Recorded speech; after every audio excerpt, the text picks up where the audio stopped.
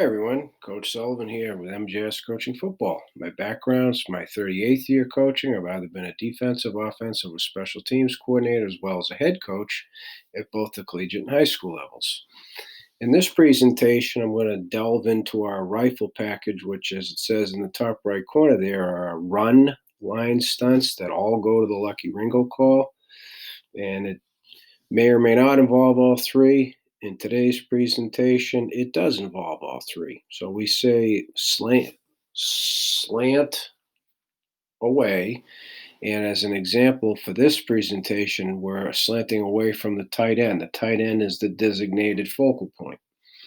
It could be, to be perfectly honest, an offset halfback. The game plan tells us we need to slant away from an offset halfback. Okay, so it doesn't matter where the back is in the sense that if the back were here in an east, we'd say Lucky in a slant away. If it were here in a west, we'd say Ringo. The tight end happens to be the focal point for this presentation. Okay, so in slant, all three defensive linemen are executing the slant technique to the call.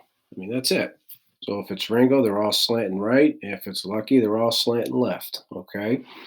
So the inside linebackers make the call. They say Ringo on the snap of the football. The end is slanting, taking a slant step, near hip of the guard, penetrating, and reacting to the hip. Hip to him, he's getting vertical. Hip away, he's bending down the line. Nose slanting again, near hip of the guard, to the right A gap, penetrating again, reacting to the hip. So if the hip goes away, he's going to peel. That's for him, that's a play side, we peel, backside, we bend. BB, backside bend, play side peel, PP. Okay? If the hip were to be coming to him, he's going to get vertical. Okay?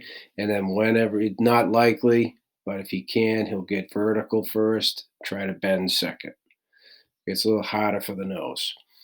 And then the stud in this case is slanting. There is no hip, so they do this every day. They know how to step to where the hip would be. And again, getting vertical penetrating. There is nothing for him to react to out here. So as he's stepping and slanting, he knows he's going to be reacting to the near edge of the tackles, near edge to him. Again, he's going to peel, near edge away. He's going to penetrate, and like the nose, it'll be hard, but he's going to attempt to bend back inside. Okay. The only other effect that this has, and it's significant, you cannot take any details for granted, is it does impact one of your linebackers, inside linebackers, in their gap responsibility. So it's a very simple thing. If they're slanting to you, then you're going to be the B gap. If they're slanting away from you, okay, meaning if I'm on the left and they're going Ringo, then I'm still a 51. I'm not affected. If I'm on the right and it's a Ringo, so they're slanting to me, then that means I'm in B. Slant to me, I'm in B. Slant to me, I'm in B. Again, try to make them rhymes. It does stick, and the kids remember, they recite it back to you. Whether they're 25 or 18 or 19 or 20 or 16 or 15, whatever the age, okay? So the complements on the same day of install, which is usually a day 2, okay, we will teach the other, which is slant 2. It's the same for the defensive line. They're just listening for Lucky Ringo. That's the beauty of it. It's the exact same. Okay. So in this one, it's still the tight end. Now the inside linebackers make the Lucky call in this case. So now they're all slanting left.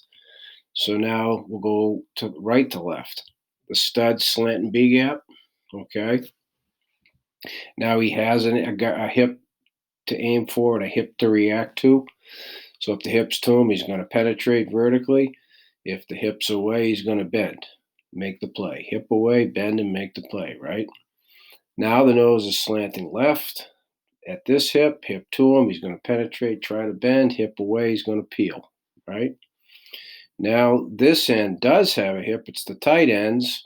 So he's going to step at that hip and penetrate and react to this hip. So hip away, right? He'll peel.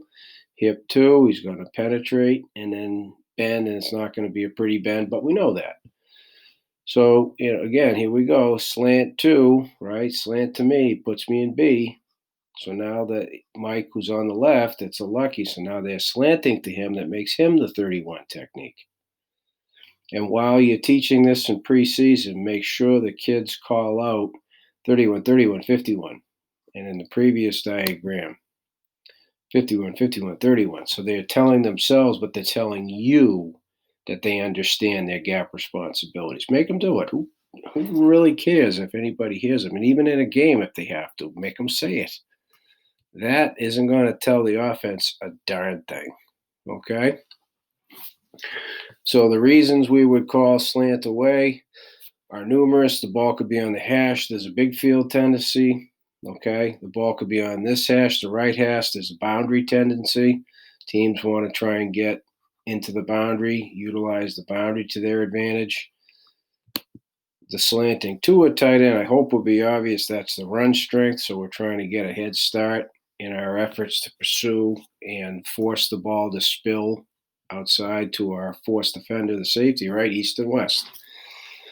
So that's the slant away and slant to. Okay. As always, please, any questions, reach out to me at Coach MJ Sullivan at gmail.com, and I'll get back to you as fast as I can.